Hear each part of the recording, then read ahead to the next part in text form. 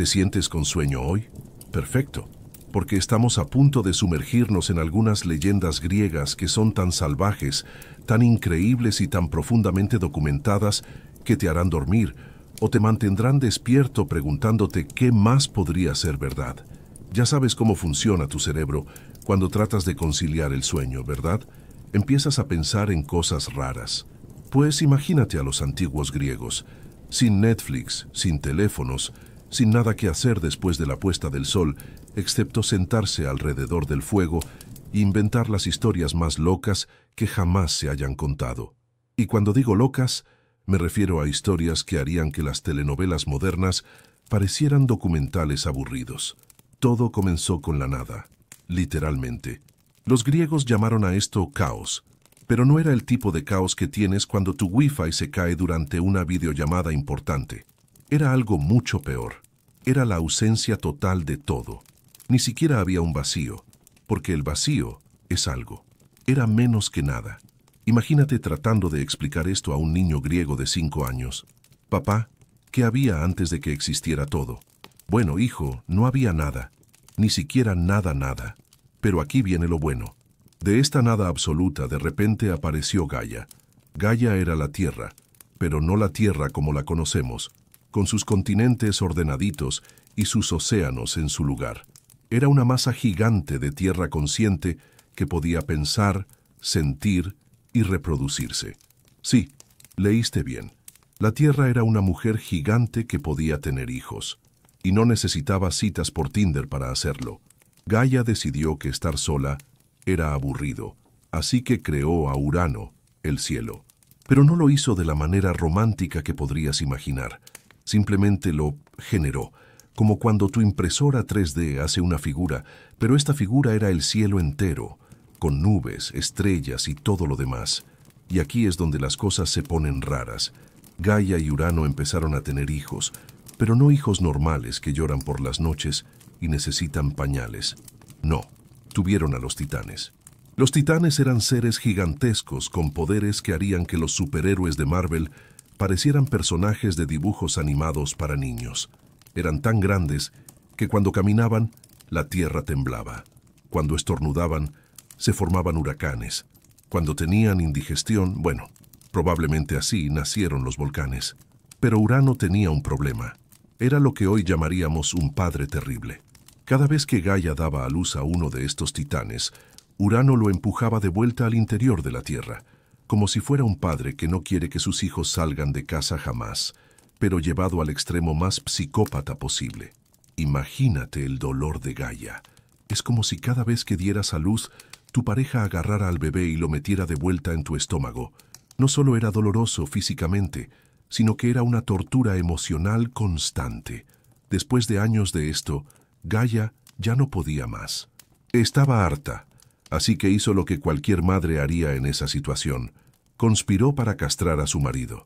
Sí, así de directos eran los griegos con sus historias. Gaia creó una hoz gigantesca, del tipo que usarían para cortar trigo, pero mucho más grande y más afilada. Se la dio a Cronos, uno de sus hijos titanes, y le dijo: «Mira, hijo, tu padre está loco. La próxima vez que venga a visitarme, tú sabes qué hacer». Cronos esperó pacientemente. Cuando Urano bajó del cielo para otro de sus encuentros con Gaia, Cronos salió de su escondite y, bueno, digamos que Urano nunca más tuvo que preocuparse por tener más hijos. Los griegos describían este momento con tanto detalle que casi podías escuchar el grito de Urano resonando por todo el cosmos.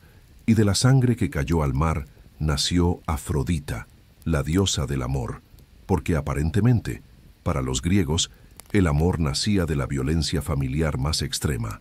Pero aquí viene lo irónico. Cronos, después de destronar a su padre, se convirtió en exactamente el mismo tipo de padre terrible que había sido Urano. Se enteró de una profecía que decía que uno de sus hijos lo destronaría, igual que él había hecho con su padre. Su solución: cada vez que su esposa Rea daba a luz, él se comía al bebé, completo, de un bocado. Imagínate explicar esto en una terapia familiar moderna. Doctor, mi esposo tiene un pequeño problema. Se come a nuestros hijos. ¿Los maltrata? No, literalmente se los come, como una hamburguesa. Rea, comprensiblemente, estaba desesperada. Después de ver a Cronos comerse a 5 de sus hijos, Hestia, Deméter, Hera, Hades y Poseidón, decidió que ya era suficiente. Cuando quedó embarazada por 6ª vez, elaboró un plan. Dio a luz en secreto, en una cueva en Creta. El bebé era Zeus.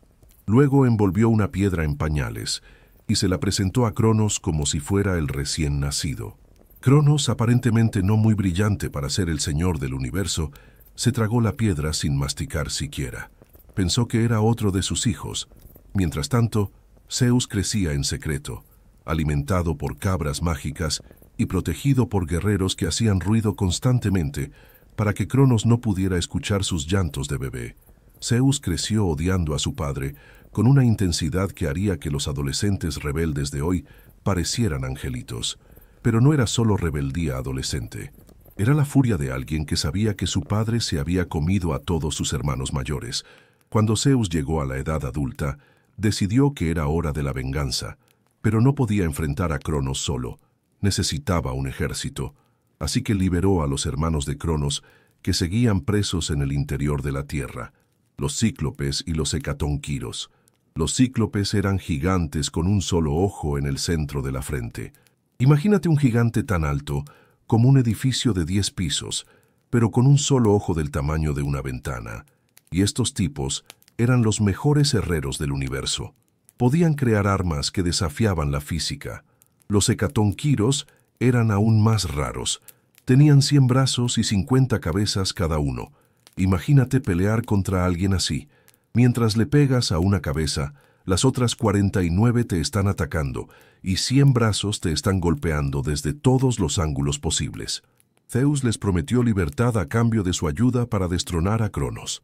Los cíclopes, agradecidos, le forjaron armas mágicas, rayos que podían destruir montañas, truenos que podían hacer temblar el cielo y relámpagos que viajaban más rápido que la luz.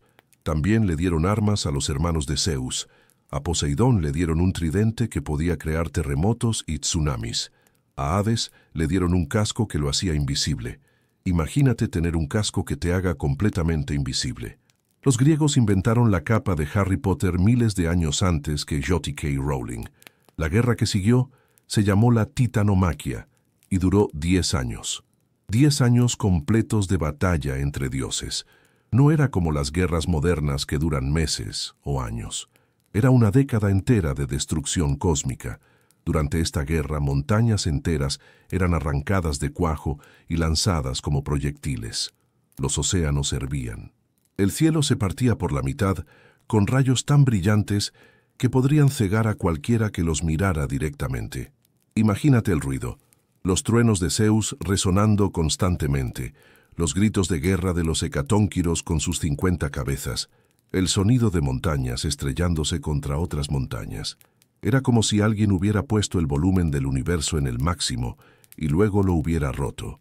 Los titanes tenían su base en el monte Otris. Zeus y sus aliados tenían la suya en el monte Olimpo. Entre ambos montes se extendía un campo de batalla que cubría toda Grecia y más allá.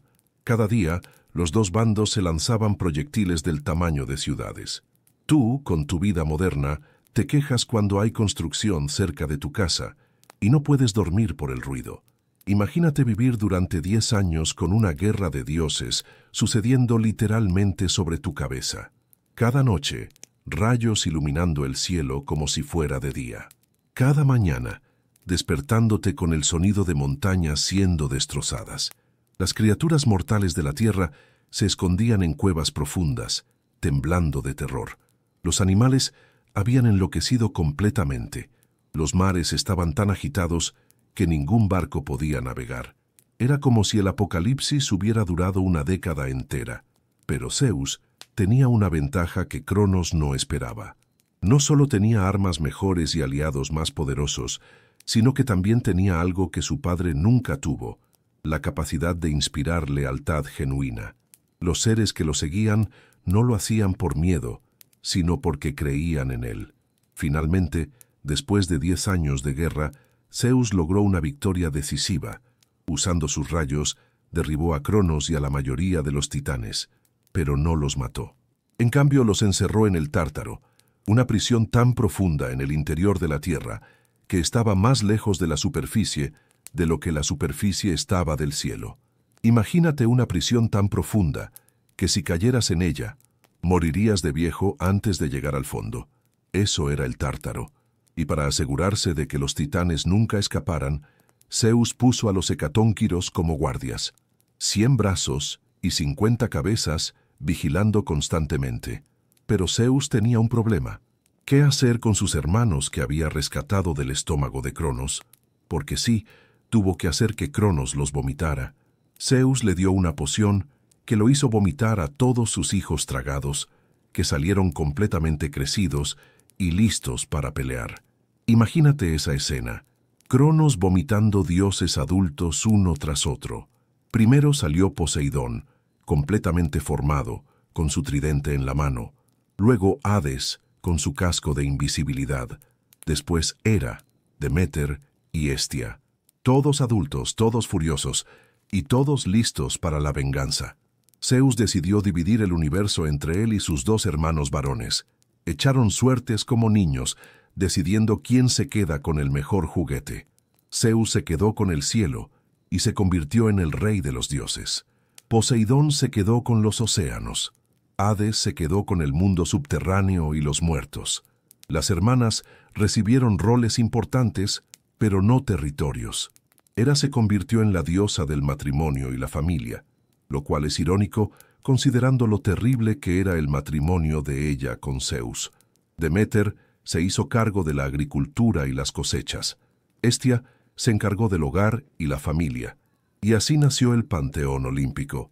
12 dioses principales viviendo en el monte Olimpo como la familia más disfuncional de la historia. Tenían poderes ilimitados, pero también tenían todos los problemas familiares que puedas imaginar, multiplicados por 1000. Zeus se convirtió en el equivalente antiguo de un Seo todopoderoso, pero con la madurez emocional de un adolescente. Constantemente estaba teniendo aventuras amorosas, lo que enfurecía a Hera hasta el punto de la locura. Hera se vengaba no en Zeus, que era demasiado poderoso, sino en las mujeres con las que él tenía aventuras y en los hijos que nacían de esas relaciones. Era como un reality show de televisión, pero con consecuencias cósmicas. Cada pelea marital entre Zeus y Hera causaba tormentas que podían destruir cosechas enteras.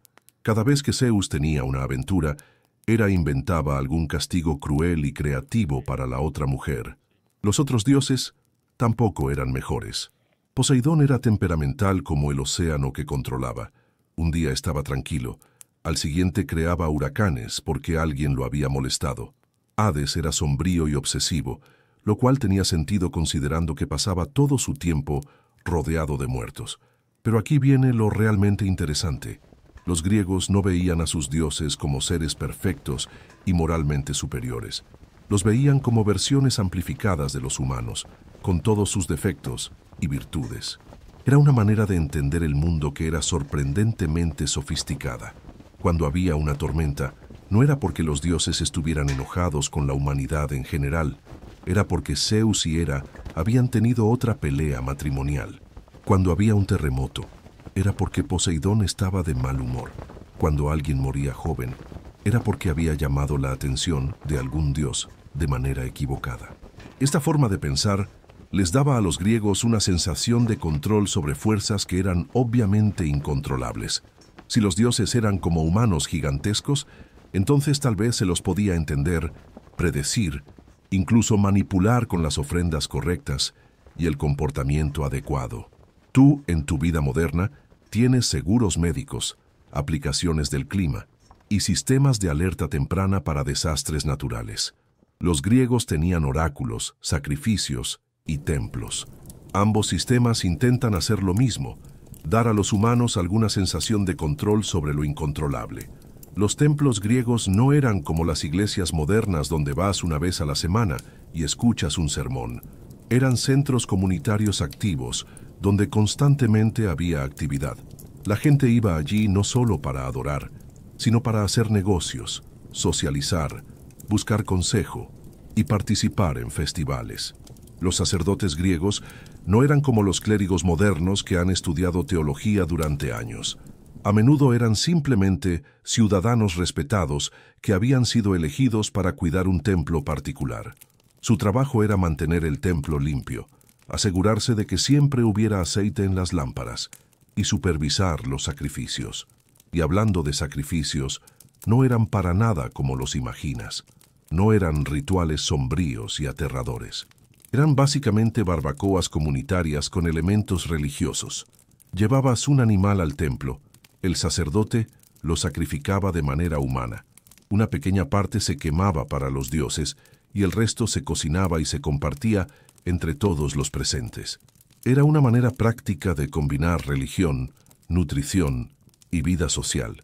Imagínate si cada vez que fueras a la iglesia terminara con una gran barbacoa donde todos comen gratis.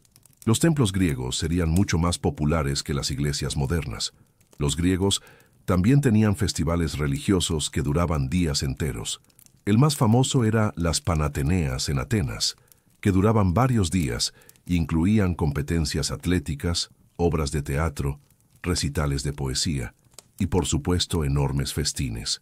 Durante estos festivales, las reglas sociales normales se relajaban un poco. Los esclavos podían participar en algunas actividades junto con los ciudadanos libres. Las mujeres, que normalmente tenían vidas muy restringidas, podían salir de sus casas y participar en procesiones y rituales. Era como si toda la ciudad se convirtiera en una gran fiesta durante varios días. Imagínate si tu ciudad decidiera cerrar todas las oficinas, escuelas y negocios durante una semana entera y en su lugar organizara competencias deportivas, obras de teatro gratuitas y comida gratis para todos. Eso era lo que hacían los griegos varias veces al año. Pero no todo era diversión y juegos. Los griegos tomaban sus obligaciones religiosas muy en serio.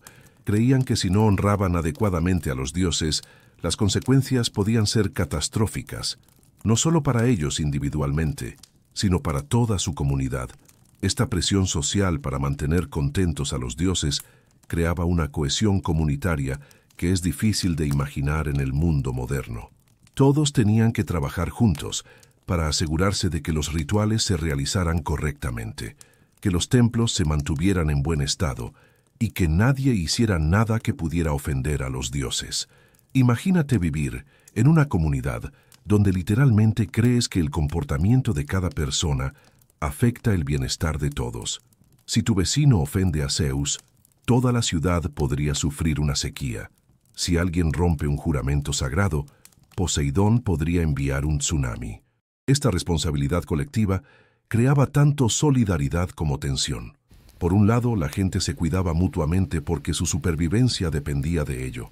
Por otro lado, cualquier desastre natural se convertía inmediatamente en una cacería de brujas para encontrar a quien había ofendido a los dioses.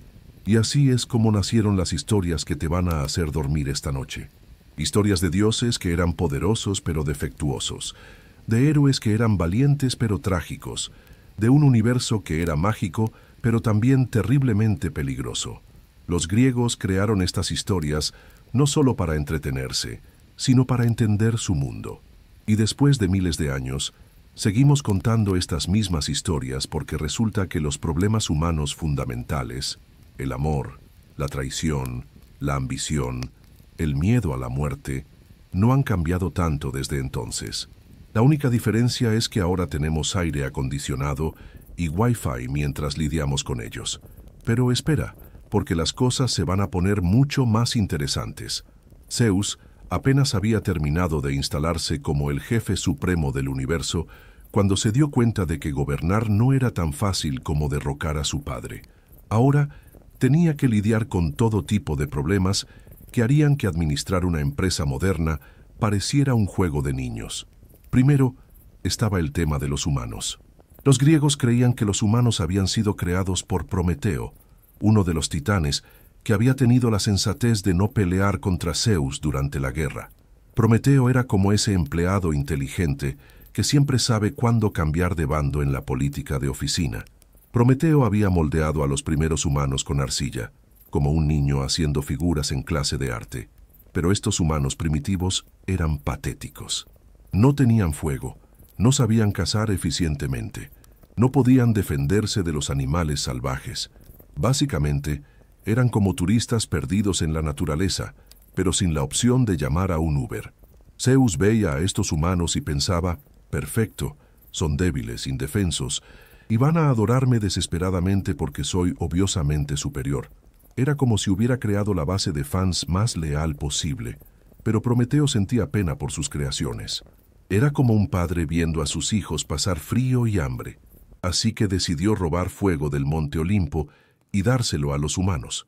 Ahora, esto no era fuego común y corriente como el que obtienes con un fósforo. Era fuego divino, fuego que podía usarse no solo para cocinar y mantenerse caliente, sino para forjar herramientas, crear arte y desarrollar civilización. Era básicamente como si alguien hubiera bajado del cielo y le hubiera dado a la humanidad primitiva no solo fósforos, sino también el conocimiento completo de la ingeniería, la medicina y la tecnología. Zeus se puso absolutamente furioso cuando se enteró. No era solo que Prometeo hubiera robado algo que pertenecía a los dioses, era que había roto completamente el orden cósmico. Los humanos ahora tenían herramientas que los hacían peligrosamente independientes. Imagínate que eres el CEO de una empresa y descubres que uno de tus empleados ha estado dando gratis el software más avanzado de la compañía a cualquiera que lo pidiera. Esa fue más o menos la reacción de Zeus. El castigo que Zeus diseñó para Prometeo fue tan creativamente cruel que se ha convertido en sinónimo de sufrimiento eterno. Zeus encadenó a Prometeo a una roca en el Cáucaso, una cadena montañosa tan remota y desolada que era como el equivalente antiguo de ser exiliado a la Antártida. Pero eso no era todo. Cada día, un águila gigante bajaba del cielo y se comía el hígado de Prometeo. Cada noche, el hígado se regeneraba completamente. Al día siguiente, el águila regresaba para otro festín. Tú te quejas cuando tienes que ir al dentista una vez al año. Imagínate tener que soportar que un águila del tamaño de un avión pequeño te devorara los órganos internos todos los días durante la eternidad. Y lo peor era que Prometeo era inmortal, así que no podía morir para escapar del dolor. Era una tortura diseñada para durar para siempre. Zeus había inventado básicamente la versión divina de un video que se reproduce en bucle infinito, excepto que el video era dolor puro. Pero Zeus no se detuvo ahí. También quería castigar a los humanos por haber aceptado el regalo de Prometeo. Así que diseñó lo que posiblemente sea la venganza más elaborada y retorcida de toda la mitología. Zeus le pidió a Hefesto, el dios de la metalurgia, que creara la primera mujer. Hasta ese momento, según los griegos, solo existían hombres. Hefesto moldeó esta mujer con arcilla, pero no era arcilla común. Era arcilla mezclada con ingredientes mágicos que la harían irresistiblemente hermosa. Cada dios contribuyó algo para esta creación. Afrodita le dio belleza y sensualidad. Atenea le enseñó habilidades domésticas. Apolo le dio talento musical. Hermes le enseñó a mentir convincentemente. Sí, leíste bien. Los dioses deliberadamente crearon a la primera mujer y la programaron para ser manipuladora. Era como si hubieran diseñado el equivalente antiguo de un virus informático, pero con forma de mujer hermosa. La llamaron Pandora, que significa todos los dones, porque había recibido habilidades de todos los dioses. Pero estos dones eran en realidad una trampa elaborada. Zeus le dio a Pandora una caja, técnicamente era una jarra, pero la historia se ha distorsionado a lo largo de los siglos, y le dijo que nunca, bajo ninguna circunstancia, debía abrirla. Era como darle a un niño un regalo envuelto y decirle que no lo abra. Obviamente, la curiosidad iba a ganar. Luego Zeus envió a Pandora a la tierra, específicamente al hermano de Prometeo, Epimeteo. Epimeteo no era tan inteligente como Prometeo. Era el tipo de persona que cae en estafas obvias por internet.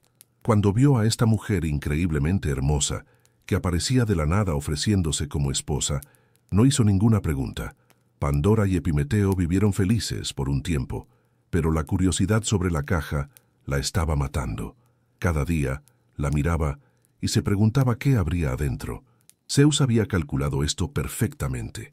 Había creado a Pandora con la suficiente curiosidad para garantizar que eventualmente abriría la caja. Finalmente, Pandora no pudo resistir más. Un día, cuando Epimeteo no estaba en casa, abrió la caja.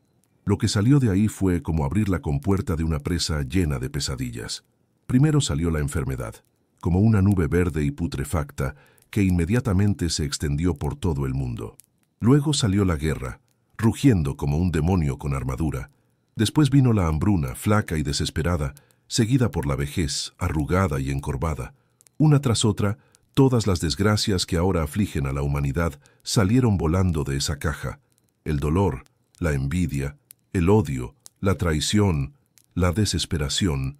Era como si alguien hubiera abierto un catálogo de todo lo que puede salir mal en la vida humana y hubiera dejado que todo escapara al mismo tiempo. Pandora, aterrorizada por lo que había hecho, cerró la caja rápidamente, pero ya era demasiado tarde. Todos estos males se habían extendido por el mundo y nunca podrían ser recuperados. Sin embargo, había una cosa más en la caja que no había salido: la esperanza. Los griegos creían que la esperanza se había quedado atrapada en la caja cuando Pandora la cerró. Y esa es la razón por la cual los humanos, a pesar de todos sus sufrimientos, siempre mantienen un poco de esperanza. Era una manera increíblemente sofisticada de explicar por qué la vida humana contiene tanto sufrimiento como optimismo. Los griegos habían inventado una historia que explicaba tanto la existencia del mal como la persistencia de la esperanza. Tú, cuando tienes un mal día, puedes culpar al tráfico, a tu jefe o a la economía. Los griegos podían culpar directamente a Pandora por haber abierto esa maldita caja. Era mucho más satisfactorio tener a alguien específico a quien culpar por todos los problemas del mundo.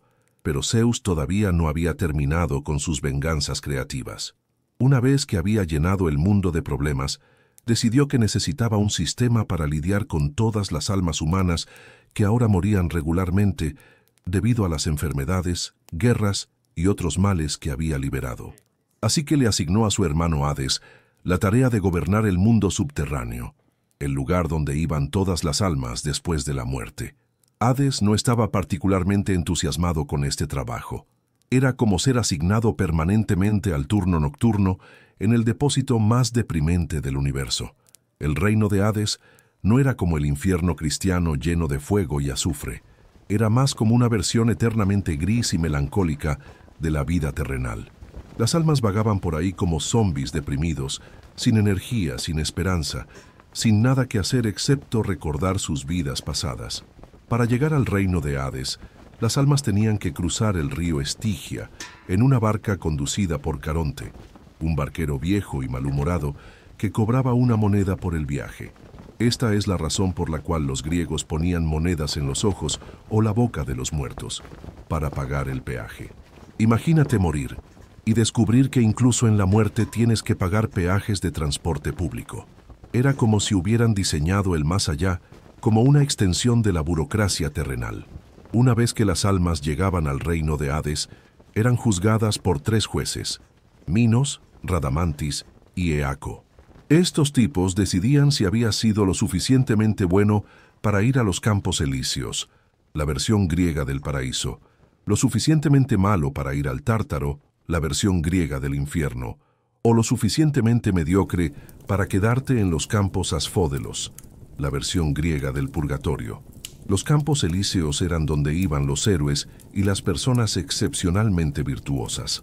Era como un resort de lujo eterno, con clima perfecto, comida deliciosa y entretenimiento constante. Básicamente, era la versión antigua de unas vacaciones infinitas en el Caribe. El Tártaro era donde iban los verdaderamente malvados. Era un lugar de castigo creativo e interminable. Los griegos creían en hacer que el castigo correspondiera exactamente al crimen, pero llevado a extremos absurdos. Por ejemplo, allí estaba Sísifo, condenado a empujar una roca gigante montaña arriba por toda la eternidad. Cada vez que llegaba a la cima, la roca rodaba hacia abajo y tenía que empezar de nuevo. Su crimen había sido ser demasiado inteligente y manipulador en vida, así que su castigo era una tarea que requería esfuerzo físico constante, pero que nunca producía ningún resultado. También estaba Tántalo, que había ofendido a los dioses sirviendo su propio hijo como cena en un banquete divino. Su castigo era estar eternamente hambriento y sediento, de pie en un lago bajo un árbol frutal. Cada vez que se agachaba para beber, el agua se alejaba. Cada vez que estiraba la mano para tomar una fruta, las ramas se movían fuera de su alcance. Era como estar en una dieta eterna donde puedes ver toda la comida deliciosa que quieres, pero nunca puedes tocarla. Para alguien que había sido tan glotón que literalmente sirvió a su hijo como comida, era el castigo perfecto. Luego estaba Ixión, atado a una rueda de fuego que giraba constantemente. Su crimen había sido intentar seducir a Hera, así que su castigo era una rotación eterna que le impedía estar quieto o cómodo jamás. Los griegos eran increíblemente creativos con estos castigos. No se conformaban con simplemente hacer sufrir a la gente. Querían que el sufrimiento fuera temáticamente apropiado, casi poético en su justicia, pero la mayoría de las almas no iban ni a los campos elíseos ni al Tártaro. Iban a los campos asfódelos, donde simplemente existían. No eran torturadas, pero tampoco eran felices. Era como una sala de espera eterna donde nada interesante jamás sucedía.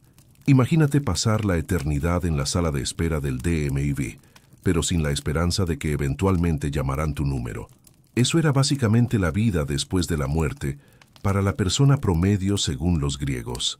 Esta visión del más allá no era particularmente reconfortante, pero tenía sentido dentro del sistema de valores griego.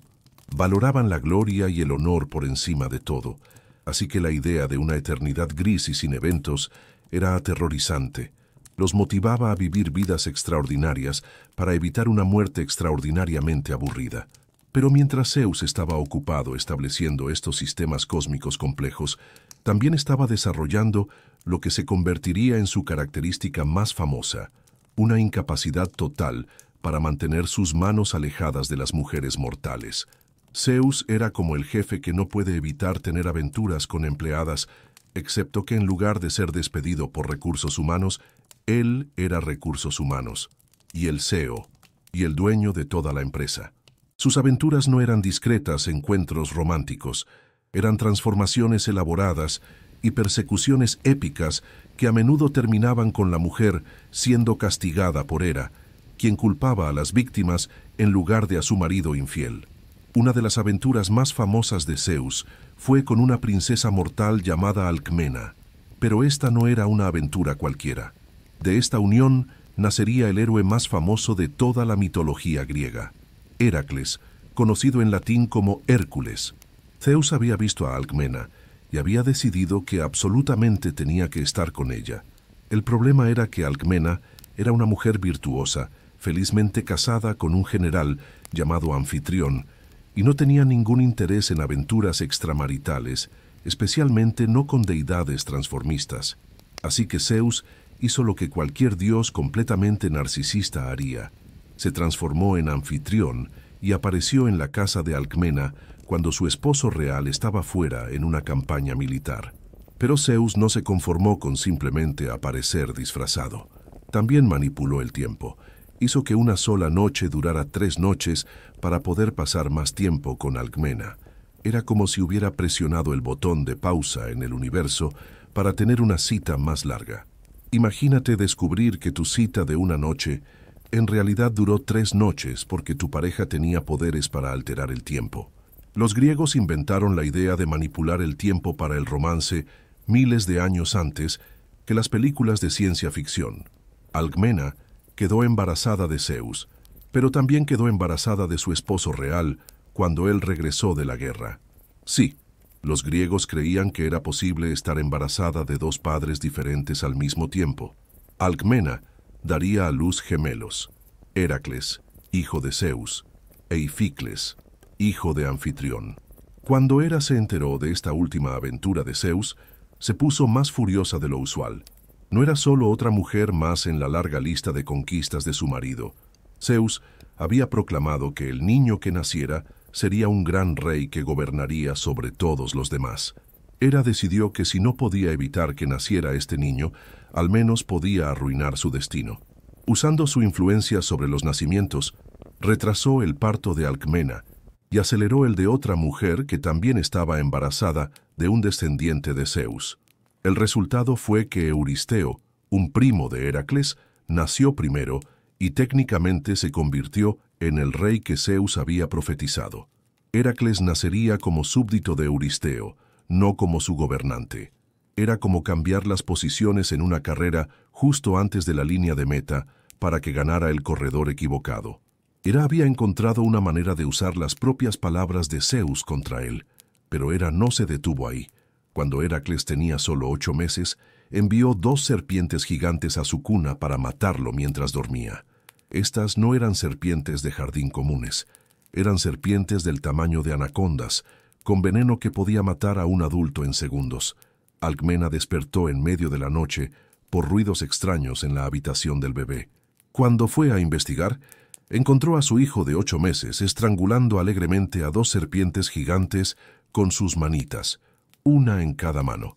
Imagínate encontrar a tu bebé jugando con algo que podría matar a un soldado entrenado, y ganando. Era como descubrir que tu hijo recién nacido había desarmado espontáneamente a 2 asesinos profesionales. Este fue el primer signo de que Heracles no era un niño normal. Era mitad dios, lo que significaba que tenía la fuerza física de una deidad, pero la mortalidad y las emociones de un humano. Era una combinación que lo haría increíblemente poderoso, pero también trágicamente vulnerable. Los griegos entendían que el poder sin sabiduría era peligroso y que la fuerza sin control emocional era una receta para el desastre. Heracles representaba tanto las posibilidades como los peligros de tener habilidades sobrehumanas.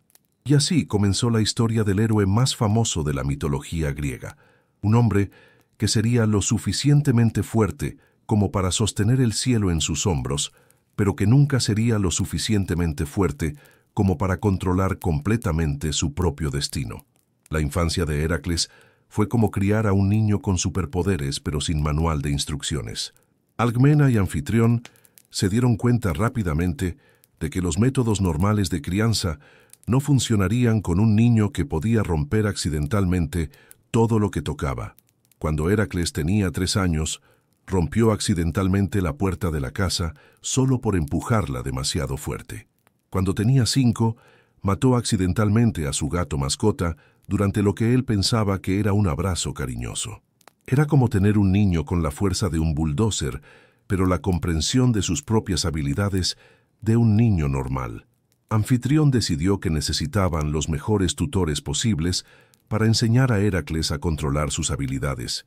Contrataron a Lino para enseñarle música y poesía, pensando que las artes lo ayudarían a desarrollar sensibilidad y autocontrol. Fue un error terrible. Durante una lección particularmente frustrante, Lino corrigió a Heracles con demasiada severidad. Heracles, en un momento de ira adolescente, le pegó a su tutor con la lira. No fue un golpecito molesto. Lino murió instantáneamente. Imagínate ser un adolescente y matar accidentalmente a tu profesor de música porque te dio una mala calificación. Era el equivalente antiguo de un incidente que requeriría años de terapia y probablemente una investigación criminal. Anfitrión se dio cuenta de que las lecciones de artes finas no estaban funcionando. Así que decidió enviar a Heracles al campo, donde podría aprender a cuidar ganado y, con suerte, hacer menos daño. Era como enviar a un niño problemático a un campamento militar, excepto que el niño problemático tenía literalmente superpoderes. En el campo, Heracles creció hasta convertirse en un joven increíblemente alto y musculoso. No era solo grande para su edad, era grande comparado con cualquier humano que hubiera existido jamás. Los griegos lo describían como si fuera tan alto como 2 hombres normales puestos uno encima del otro. Tú piensas que eres alto si mides 1.80 metros. Heracles medía probablemente cerca de 3.60 metros y tenía músculos proporcionalmente enormes. Era como si alguien hubiera tomado a un culturista moderno y lo hubiera escalado al doble de tamaño. Cuando Heracles tenía 18 años, mató al león de Citerón, una bestia que había estado aterrorizando la región durante años. No usó armas. Lo estranguló con sus propias manos. Era como resolver un problema de plagas urbanas usando solo fuerza bruta. Como recompensa por esta hazaña, el rey Tespio le ofreció hospitalidad en su palacio. Pero Tespio tenía un plan secreto. Tenía 50 hijas, y quería que todas tuvieran hijos con Heracles para crear una línea de nietos semidivinos. Durante las 50 noches que Heracles se quedó en el palacio, Tespio envió una hija diferente a su habitación cada noche. Heracles, aparentemente no muy observador, pensó que era la misma mujer cada vez. Era como un reality show de citas llevado al extremo más absurdo posible. El resultado fue que las 50 hijas quedaron embarazadas y dieron a luz a los que se conocieron como los Tespiades, 50 hijos semidivinos que más tarde se convertirían en los fundadores de varias colonias griegas. Era el equivalente antiguo de un programa de reproducción selectiva, excepto que el sujeto del experimento no se daba cuenta de que estaba participando en él. Después de esta aventura, Heracles regresó a Tebas, donde se casó con Mégara, la hija del rey Creonte. Por un tiempo parecía que finalmente había encontrado estabilidad. Tuvieron varios hijos y Heracles se estableció en lo que parecía ser una vida doméstica normal. Pero Hera había estado observando todo este tiempo, esperando el momento perfecto para su venganza final. Vería que mientras Heracles fuera feliz, Zeus tendría una evidencia constante de sus infidelidades caminando por ahí. Era como tener una foto de tu aventura extramarital colgada permanentemente en la sala de estar. Hera decidió que había llegado el momento de destruir completamente la felicidad de Heracles.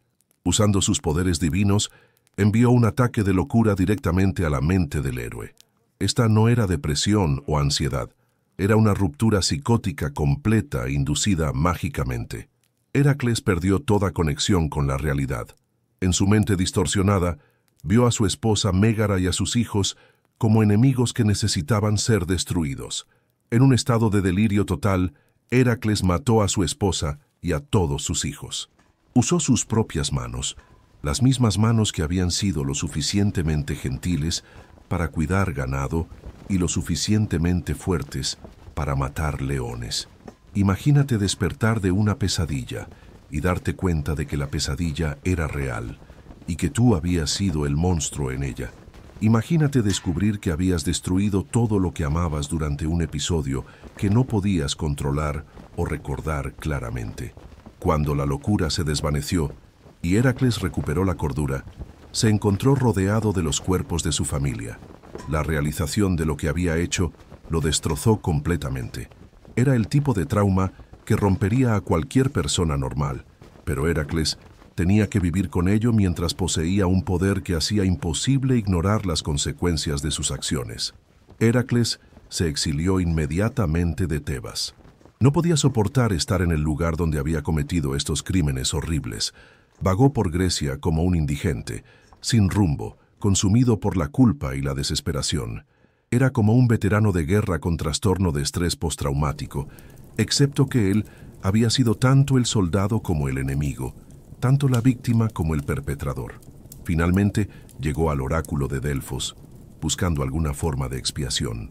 El oráculo era básicamente el equivalente griego de un psicólogo, un confesor y un consejero de vida, todo en uno. Era donde ibas cuando habías arruinado tu vida tan completamente que necesitabas intervención divina.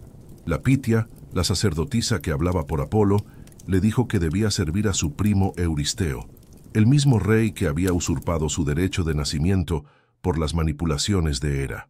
Durante 12 años, debía hacer cualquier tarea que Euristeo le asignara, sin importar cuán peligrosa o humillante fuera. Era como un servicio comunitario ordenado por el tribunal, excepto que el servicio comunitario incluía enfrentar monstruos que podían matar a ejércitos enteros. Euristeo, que siempre había estado celoso y atemorizado de su primo superpoderoso, vio esto como una oportunidad perfecta para vengarse, pero también estaba terrificado de Heracles. Era como tener que dar órdenes a alguien que podría aplastarte accidentalmente con un apretón de manos. Así que Euristeo se construyó una gran vasija de bronce subterránea donde podía esconderse cada vez que Heracles venía a reportarse. Era básicamente un búnker de pánico diseñado específicamente para protegerlo de su propio primo. Imagínate ser tan intimidante que tu jefe literal tiene que esconderse en un tanque blindado cada vez que vienes a trabajar. El primer trabajo que Euristeo asignó a Heracles fue matar al león de Nemea. Este no era un león normal. Era un león monstruoso con piel que no podía ser penetrada por ningún arma humana. Las flechas rebotaban, las lanzas se quebraban, las espadas se mellaban. Era como un león blindado naturalmente. El león de Nemea había estado aterrorizando la región durante años. Ejércitos enteros habían intentado matarlo y habían fracasado. Sus garras podían cortar a través de cualquier armadura, y sus dientes podían aplastar huesos como si fueran palillos. Heracles llegó a Nemea y rastreó al león hasta su guarida. Intentó usar un arco y flechas primero, pero como todos los demás habían descubierto, las flechas simplemente rebotaban en la piel del león como pelotas de ping-pong. Entonces, Heracles se dio cuenta de que tendría que ser creativo. Si no podía matar al león con armas, tendría que usar su fuerza sobrehumana de manera más directa. Esperó hasta que el león regresó a su cueva después de cazar. Luego bloqueó una de las dos entradas de la cueva con rocas gigantes y entró por la otra entrada para enfrentar al león cara a cara. El combate que siguió fue como una pelea de lucha libre entre un humano gigante y un tanque viviente con dientes.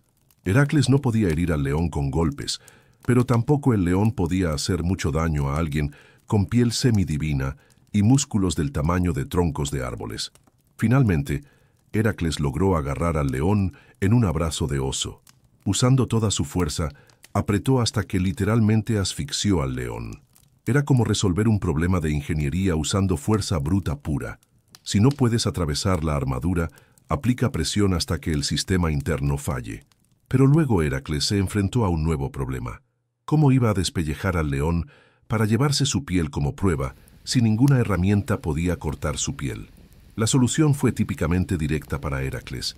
Usó las propias garras del león para cortar su piel. Era la única cosa en el mundo que podía penetrar la piel del león de Nemea.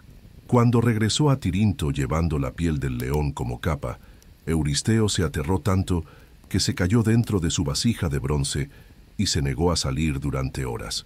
Le ordenó a Heracles que en el futuro dejara las pruebas de sus trabajos fuera de las puertas de la ciudad. Era como un jefe que se asusta tanto de su empleado más productivo que le prohíbe entrar al edificio. El segundo trabajo fue matar a la Hidra de Lerna, un monstruo aún más problemático que el león de Nemea. La Hidra tenía múltiples cabezas. El número varía según la fuente, pero generalmente entre 6 y 50, y cada vez que cortabas una cabeza, crecían dos en su lugar. Era como un problema matemático pesadillesco hecho realidad. Cada solución que intentabas empeoraba el problema exponencialmente. Heracles llegó a los pantanos de Lerna con su sobrino Iolao como conductor de carruaje. La Hidra vivía en una cueva bajo un árbol plátano y salía solo para cazar o cuando era perturbada. Heracles disparó flechas en llamas hacia la cueva para forzar a la Hidra a salir. Cuando el monstruo emergió, era incluso más horrible de lo que había imaginado. No solo tenía múltiples cabezas que se regeneraban, sino que también su aliento era tan venenoso que podía matar a cualquiera que lo inhalara. Imagínate pelear contra un oponente que se hace más fuerte cada vez que lo lastimas, y que además puede matarte simplemente respirando en tu dirección. Heracles empezó cortando cabezas con su espada, pero rápidamente se dio cuenta de que esto era contraproducente. Por cada cabeza que cortaba, aparecían dos nuevas, y pronto se encontró enfrentando a un monstruo con más cabezas de las que había comenzado. Además, Hera había enviado un cangrejo gigante para ayudar a la Hidra. Este cangrejo atacaba los pies de Heracles mientras él trataba de concentrarse en las cabezas regenerativas. Era como tratar de resolver un rompecabezas complejo mientras alguien te pellizca constantemente los tobillos. Heracles aplastó al cangrejo con su pie. Hera más tarde lo puso en el cielo como la constelación Cáncer, pero todavía tenía el problema principal de las cabezas que se multiplicaban. Finalmente, se le ocurrió una solución. Le gritó a Iolao que trajera antorchas encendidas. Cada vez que Heracles cortaba una cabeza, Iolao inmediatamente cauterizaba el cuello con fuego, sellando la herida y evitando que crecieran cabezas nuevas. Era como realizar cirugía de emergencia en medio de una batalla, donde el cirujano era un semidios con una espada y el asistente era un adolescente con una antorcha. Trabajando juntos, lograron cortar y cauterizar todas las cabezas, excepto la cabeza central, que era inmortal. Heracles la cortó de todos modos y la enterró bajo una roca gigante, donde permanecería atrapada para siempre. Luego sumergió sus flechas en la sangre venenosa de la hidra, creando armas que garantizarían la muerte de cualquier cosa que tocaran. Era como crear munición de veneno concentrado. Estas flechas se volverían cruciales en trabajos futuros. Pero cuando Heracles regresó a reportar su éxito, Euristeo declaró que este trabajo no contaba porque había recibido ayuda de Iolao. Era como tener un jefe que cambia las reglas después de que completas una tarea imposible. Heracles aceptó este veredicto injusto sin protestar. Estaba dispuesto a hacer cualquier cosa para expiar sus crímenes, incluso si significaba que tendría que hacer trabajos adicionales. El tercer trabajo fue capturar viva a la cierva de Cerinea. Esta cierva tenía cuernos dorados y pezuñas de bronce, y era sagrada para Artemisa, la diosa de la caza. Era tan rápida que podía correr más rápido que las flechas. El desafío aquí no era la fuerza o el combate, era la velocidad y la precisión. Heracles tenía que ser lo suficientemente rápido para capturar algo que era literalmente más veloz que los proyectiles, y lo suficientemente cuidadoso para no dañar a un animal sagrado. Heracles persiguió a la cierva durante un año entero. Era como una persecución de policía que duraba 12 meses, excepto que el fugitivo tenía superpoderes y el perseguidor tenía que capturarlo sin lastimarlo. Finalmente, Heracles logró dispararle a la cierva con una flecha especialmente diseñada que pasó entre el tendón y el hueso de su pata delantera, inmovilizándola sin causar daño permanente.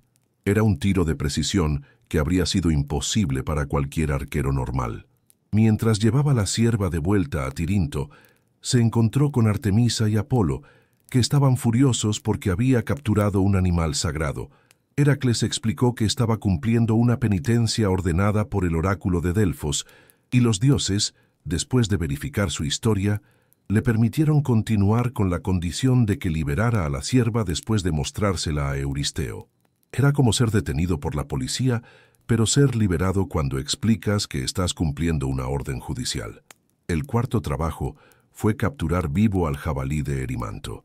Este jabalí era masivo, con colmillos del tamaño de espadas y una actitud que hacía que los osos grizzly parecieran mascotas dóciles. Durante el camino hacia Erimanto, Heracles se detuvo a visitar a su amigo Folo, un centauro civilizado que vivía solo. Folo le ofreció hospitalidad, pero cuando abrió una jarra de vino que pertenecía comunalmente a todos los centauros, el aroma atrajo a todos los demás centauros de la región. A diferencia de Folo, estos otros centauros eran salvajes y violentos. El olor del vino los volvió locos, y atacaron la cueva de Folo para conseguir el vino. Era como una pelea de bar que comenzó antes de que alguien hubiera bebido algo. Heracles se vio forzado a defenderse usando sus flechas envenenadas con sangre de hidra. En la batalla que siguió, mató a varios centauros, incluyendo accidentalmente a Folo, quien se había cortado con una de las flechas envenenadas mientras examinaba los cuerpos de los centauros caídos. Era como perder a un amigo en un tiroteo que había comenzado como una visita social inocente. Finalmente, Heracles llegó a Erimanto y encontró al jabalí. Su estrategia fue simple pero efectiva. Persiguió al jabalí montaña arriba hasta que se agotó en la nieve profunda. Luego lo capturó con cadenas. Cuando regresó a Tirinto con el jabalí vivo cargado en sus hombros, Euristeo se aterró tanto que saltó dentro de su vasija de bronce y le suplicó a Heracles que se llevara el animal lejos inmediatamente. Y así continuarían los trabajos, cada uno más extraño y peligroso que el anterior, cada uno diseñado para ser imposible, pero cada uno completado por un hombre que estaba determinado a redimirse, sin importar el costo. El quinto trabajo cambió completamente el tipo de desafío que Heracles había estado enfrentando. En lugar de cazar una sola bestia poderosa, Euristeo le ordenó limpiar los establos del rey Augías en un solo día. Ahora, esto no sonaba particularmente heroico o peligroso. ¿Limpiar establos? ¿En serio?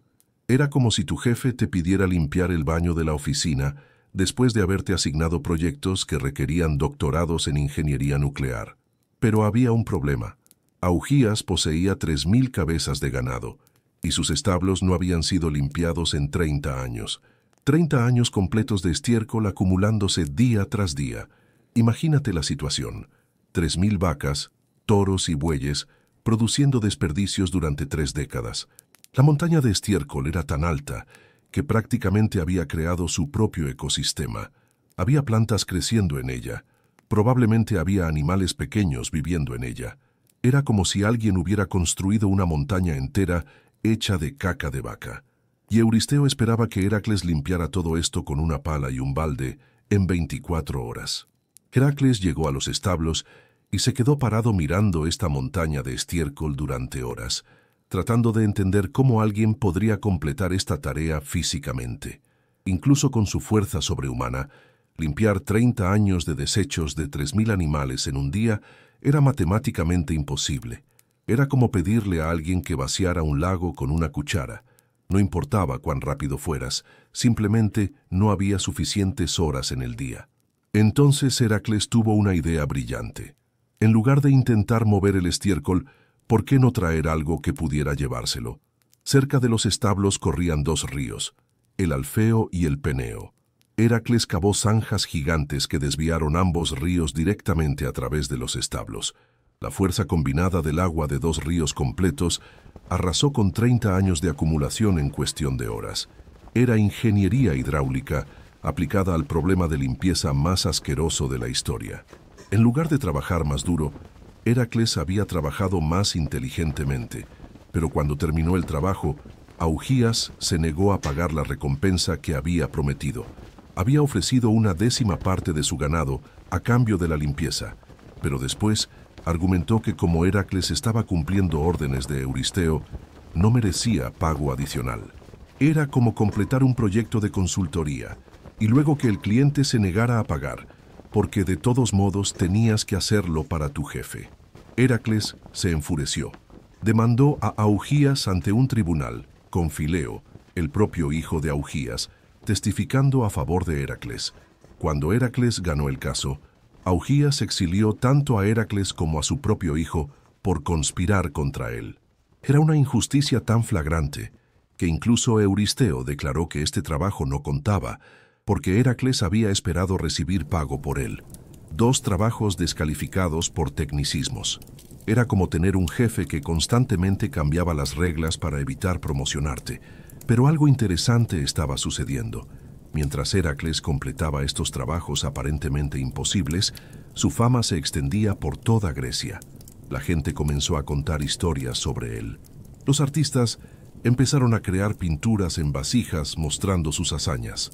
En los mercados, los comerciantes vendían pequeñas estatuillas de Heracles luchando contra el león de Nemea. En los teatros, los actores representaban escenas de sus trabajos. Era como si se hubiera convertido en una celebridad, excepto que su fama estaba basada en completar tareas de servicio comunitario extremadamente peligroso.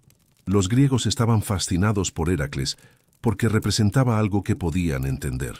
Un hombre que había cometido errores terribles y estaba intentando redimirse a través del trabajo duro y el sufrimiento. No era un dios perfecto e inalcanzable. Era alguien que luchaba con problemas reales. Mientras tanto, Hera observaba todo esto con creciente frustración. Había diseñado estos trabajos para matar a Heracles, pero en lugar de eso, lo estaban convirtiendo en el héroe más admirado de Grecia. Era como planear la ruina de alguien y accidentalmente hacerlo famoso. Cada trabajo completado era una bofetada en la cara para Hera. No solo Heracles seguía vivo, sino que se estaba convirtiendo en una leyenda viviente.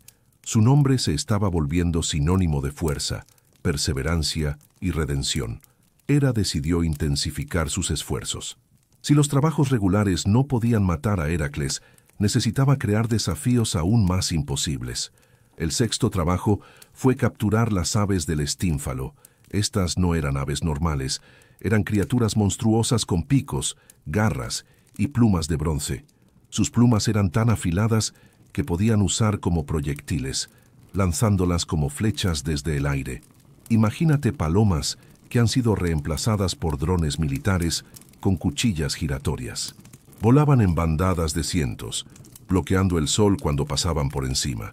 Sus excrementos eran tan tóxicos que mataban plantas y envenenaban el agua. Estas aves habían tomado control del lago Estínfalo, convirtiéndolo en una zona muerta donde nada podía sobrevivir. Era como si hubieran declarado guerra ecológica contra toda la vida en la región. El problema era que Heracles no podía alcanzarlas. Podía matar cualquier cosa que pudiera tocar, pero estas aves se mantenían constantemente en el aire, atacando desde arriba con sus plumas mortales. Era como tratar de luchar contra un escuadrón de aviones de combate usando solo tus puños. Entonces Atenea, que había estado observando los trabajos de Heracles con creciente respeto, decidió ayudar. Le dio un par de castañuelas de bronce hechas por Hefesto.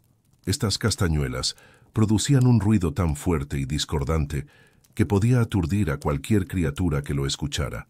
Heracles subió a una montaña que daba al lago y comenzó a hacer ruido con las castañuelas. El sonido era tan horrible que las aves no pudieron soportarlo. Volaron en pánico, desesperadas por escapar del ruido. Mientras volaban confundidas y desorientadas, Heracles las derribó con sus flechas envenenadas. Era como usar un sistema de sonido extremadamente molesto para forzar a tus vecinos ruidosos a mudarse, excepto que los vecinos eran monstruos voladores con plumas mortales. Las aves que sobrevivieron huyeron tan lejos que nunca regresaron a Grecia. Algunas historias dicen que volaron hasta el Mar Negro, donde más tarde atacarían a los argonautas. Era como resolver un problema local exportándolo a otra región. No muy ético, pero efectivo. El séptimo trabajo llevó a Heracles hasta Creta para capturar el toro de Creta. Este toro había sido enviado por Poseidón al rey Minos, pero cuando Minos se negó a sacrificarlo como había prometido, Poseidón volvió loco al toro. El toro enloquecido estaba devastando Creta, destruyendo cosechas, derribando edificios y matando a cualquiera que se cruzara en su camino. Era como un desastre natural con cuernos y mal temperamento. Heracles llegó a Creta y se ofreció a capturar el toro. El rey Minos estuvo encantado de aceptar la ayuda. Había estado lidiando con este problema durante años sin encontrar una solución. Heracles enfrentó al toro directamente. La batalla fue épica. Un hombre gigante luchando contra un toro divino enloquecido. El toro era tan fuerte que cuando cargaba el suelo temblaba. Sus cuernos podían atravesar paredes de piedra, pero Heracles logró agarrar al toro por los cuernos, literalmente, y lo subyugó usando su fuerza superior. Era como una demostración extrema de rodeo, donde el vaquero tenía superpoderes y el toro tenía magia divina. Una vez que capturó el toro, Heracles hizo algo que probó cuán fuerte era realmente. Montó al toro y cabalgó sobre él desde Creta hasta el Peloponeso. Cabalgó un toro divino a través del mar Mediterráneo. Imagínate explicar eso en un formulario de inmigración. Método de transporte: toro volador. Cuando llegó a Tirinto, mostró el toro a Euristeo y luego lo liberó. El toro vagó hasta llegar a Maratón, donde se estableció y continuó causando problemas hasta que finalmente fue capturado por Teseo años más tarde. Era como resolver tu problema pasándoselo a la siguiente generación de héroes. Mientras Heracles completaba estos trabajos, algo más estaba sucediendo en el mundo griego. Las historias sobre él estaban empezando a cambiar la forma en que la gente pensaba sobre el heroísmo y la redención. Tradicionalmente, los héroes griegos eran admirados por su gloria en la batalla o por sus aventuras románticas, pero Heracles era diferente. Era admirado por su capacidad de soportar sufrimiento y continuar trabajando hacia la redención, incluso cuando las tareas parecían imposibles. Era un modelo de heroísmo más accesible. No todos podían ser guerreros brillantes como Aquiles o aventureros astutos como Odiseo, pero todos podían entender la idea de trabajar duro para compensar por errores pasados. Los filósofos griegos comenzaron a adoptar a Heracles como un símbolo de virtud estoica. Los estoicos creían que la vida era esencialmente una serie de desafíos que debían ser enfrentados con valor y perseverancia, sin importar cuán difíciles fueran. Heracles encarnaba perfectamente esta filosofía. No importaba cuán imposible fuera la tarea que enfrentaba, nunca se rendía. No importaba cuán injustamente lo trataran, continuaba cumpliendo con sus obligaciones. Era como convertir el servicio comunitario en una forma de arte existencial. Los artistas también comenzaron a representar a Heracles de maneras más sofisticadas. Las primeras representaciones lo mostraban simplemente como un hombre fuerte con una masa, pero gradualmente los artistas empezaron a mostrar la complejidad emocional de su historia. En algunas vasijas lo mostraban contemplativo y melancólico, cargando el peso de sus crímenes pasados. En otras lo mostraban determinado y heroico, enfrentando desafíos imposibles con valor inquebrantable. Era como ver la evolución de un personaje de cómic a lo largo de décadas de historias. Incluso las mujeres griegas, que normalmente tenían pocas oportunidades para expresar admiración por figuras masculinas públicamente, comenzaron a identificarse con aspectos de la historia de Heracles. Veían en él a alguien que había sido víctima de los celos y la manipulación de Hera, alguien que había perdido a sus hijos por circunstancias fuera de su control. Muchas mujeres griegas conocían el dolor de perder hijos, ya sea por enfermedad, guerra o accidentes. La historia de Heracles les daba una manera de entender la tragedia personal como parte de una narrativa más grande sobre redención y perseverancia. Pero también había aspectos problemáticos en cómo se interpretaba la historia. Algunos hombres griegos usaban a Heracles como justificación para comportamiento violento, argumentando que si un héroe tan grande había matado a su familia en un ataque de ira, entonces la violencia ocasional era natural e inevitable en los hombres. Era como usar la historia de un superhéroe para justificar ser un idiota en la vida real. Los sacerdotes y oráculos tenían que trabajar constantemente para corregir estas interpretaciones erróneas. Enfatizaban que la locura de Heracles había sido inducida mágicamente por Hera, y que su heroísmo residía precisamente en su horror ante sus acciones y su determinación de redimirse. La historia no era una excusa para la violencia. Era una demostración de que incluso los errores más terribles podían ser compensados a través del trabajo duro y la dedicación a hacer el bien. Era como tener que explicar constantemente que la moraleja de una película no era «la violencia está bien», sino «la redención es posible». Mientras tanto, en otras partes del mundo mediterráneo, las historias sobre Heracles estaban siendo adoptadas y adaptadas por diferentes culturas. Los fenicios lo identificaron con su propio dios Melkart. Los romanos lo adoptarían más tarde como Hércules y lo convertirían en un símbolo de virtud cívica. Era como ver una franquicia moderna expandirse globalmente, con cada cultura añadiendo sus propias interpretaciones y énfasis. Pero en Grecia, Heracles seguía siendo fundamentalmente una figura de redención personal. Era alguien que había caído tan bajo como era posible caer, y que estaba trabajando para subir de nuevo, una tarea imposible a la vez. Y todavía le quedaban 5 trabajos más por completar. El 8º trabajo llevó a Heracles más lejos de casa de lo que había estado jamás. Euristeo le ordenó robar las yeguas de Diomedes, que se encontraban en Tracia, una región salvaje en el norte de Grecia, conocida por sus guerreros brutales y sus costumbres bárbaras. Pero estas no eran yeguas normales. Eran caballos comedores de carne que habían sido entrenados por Diomedes para devorar a cualquier extranjero que llegara a su reino. Era como tener perros guardianes, excepto que los perros eran del tamaño de caballos y preferían la carne humana al pienso.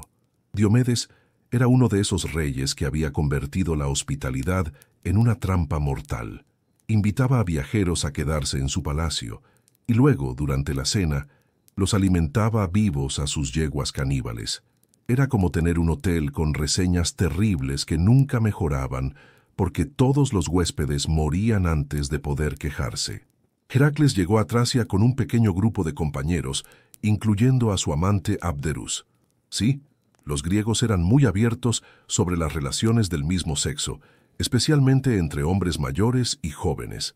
No era considerado escandaloso o inusual. Era como tener una relación mentor-estudiante que incluía romance. El plan de Heracles era simple y directo: invadir los establos, robar las yeguas y escapar antes de que Diomedes pudiera organizar una persecución efectiva. Lo que no había anticipado era cuán violentas e incontrolables eran realmente estas yeguas. Cuando liberó sus cadenas, inmediatamente atacaron a cualquier cosa que se moviera, incluyendo a sus propios compañeros. En la confusión que siguió, las yeguas mataron y devoraron a Abderus. Heracles se encontró no solo lidiando con caballos caníbales, sino también procesando la pérdida de alguien a quien amaba. Era como planear un robo simple y terminar en medio de una película de terror donde los caballos eran los zombis. Heracles se enfureció. Su dolor por la muerte de Abderus se convirtió en una rabia que rivalizaba con la que había sentido durante su episodio de locura. Pero esta vez, su ira tenía un objetivo específico y merecido. Luchó contra Diomedes en combate individual, lo mató, y luego alimentó el cuerpo del rey a sus propias yeguas. Era justicia poética, llevada al extremo más literal posible. El hombre que alimentaba viajeros a sus caballos se convirtió en comida para caballos él mismo. Sorprendentemente, después de comer a su maestro, las yeguas se calmaron. Era como si hubieran estado esperando este momento específico de venganza cósmica. Una vez que su sed de justicia fue satisfecha, se comportaron como caballos normales. Heracles fundó una ciudad llamada Abdera en honor a su amante muerto. Luego llevó las yeguas domesticadas de vuelta a Tirinto. Era una forma griega de procesar el duelo, honrar a los muertos construyendo algo permanente que llevara su nombre. El noveno trabajo fue obtener el cinturón de Hipólita, la reina de las Amazonas. Las Amazonas eran una tribu de mujeres guerreras que vivían sin hombres, excepto para propósitos reproductivos ocasionales. Era como si hubieran inventado una sociedad feminista extrema miles de años antes que el movimiento de liberación femenina moderno. Estas mujeres eran guerreras tan hábiles que podían derrotar a ejércitos enteros de soldados masculinos. Se decía que se cortaban un seno para poder usar el arco más efectivamente, aunque esto probablemente era una exageración creada por hombres griegos que no podían aceptar que las mujeres pudieran ser mejores guerreras que ellos. Era como las leyendas urbanas modernas sobre grupos extremos, probablemente basadas en algo real, pero exageradas para hacerlas más dramáticas y aterradoras.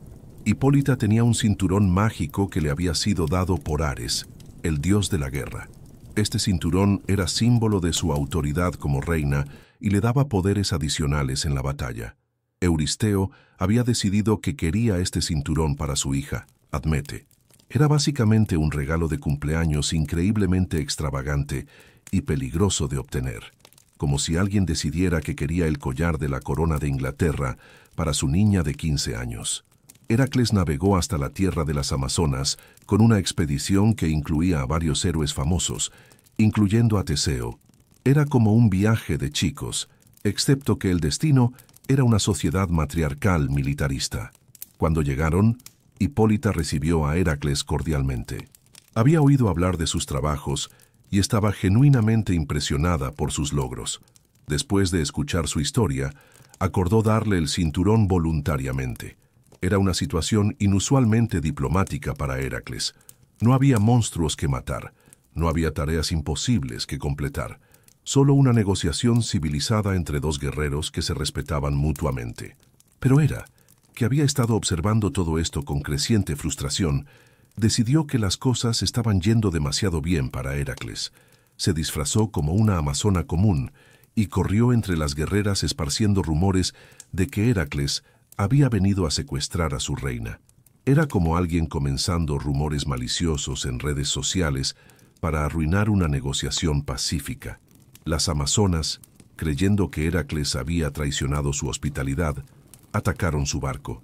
En la batalla que siguió, Heracles se vio forzado a luchar contra Hipólita pensando que ella había ordenado el ataque. En la confusión, mató a la reina que había estado dispuesta a ayudarlo. Era una tragedia que podría haberse evitado completamente si Hera no hubiera interferido. Heracles tomó el cinturón del cuerpo de Hipólita y se retiró, sintiendo una mezcla de triunfo y horror. Había completado su tarea, pero a un costo que no había anticipado. Era como ganar una guerra pero perder tu alma en el proceso. Durante el viaje de regreso, Teseo decidió secuestrar a una joven amazona llamada Antíope. Esta acción provocaría más tarde una guerra entre Atenas y las Amazonas, porque aparentemente los héroes griegos no podían dejar un lugar sin crear problemas diplomáticos a largo plazo. Era como turistas que no pueden visitar un país sin causar un incidente internacional. El 10º trabajo llevó a Heracles hasta los confines del mundo conocido para robar el ganado de Gerión. Gerión era un gigante de 3 cuerpos que vivía en una isla llamada Eritia, cerca de lo que ahora es España. Para llegar allí, Heracles tuvo que viajar hasta las columnas de Hércules, el estrecho de Gibraltar. Durante este viaje, el calor del sol se volvió tan intenso que Heracles, en un momento de frustración típico, disparó flechas al sol. Helios, el dios del sol, quedó tan impresionado por la audacia de Heracles que le prestó su copa dorada, que normalmente usaba para navegar por el océano al final de cada día. Era como pedirle prestado el auto a alguien después de amenazarlo, y que esa persona quedara tan impresionada por tu valor que dijera, claro, toma las llaves. Usando la copa dorada como barco, Heracles navegó hasta Eritia. Allí se enfrentó no solo a Gerión, sino también a su perro de 2 cabezas, Ortro, y a su pastor gigante, Euritión. La batalla fue como una película de acción donde el héroe tiene que pelear contra múltiples jefes finales, uno tras otro. Primero mató al perro con su masa, luego mató al pastor con la misma masa. Finalmente, enfrentó a Gerión, que técnicamente contaba como 3 oponentes en uno. Heracles usó sus flechas envenenadas para matar los 3 cuerpos de Gerión simultáneamente.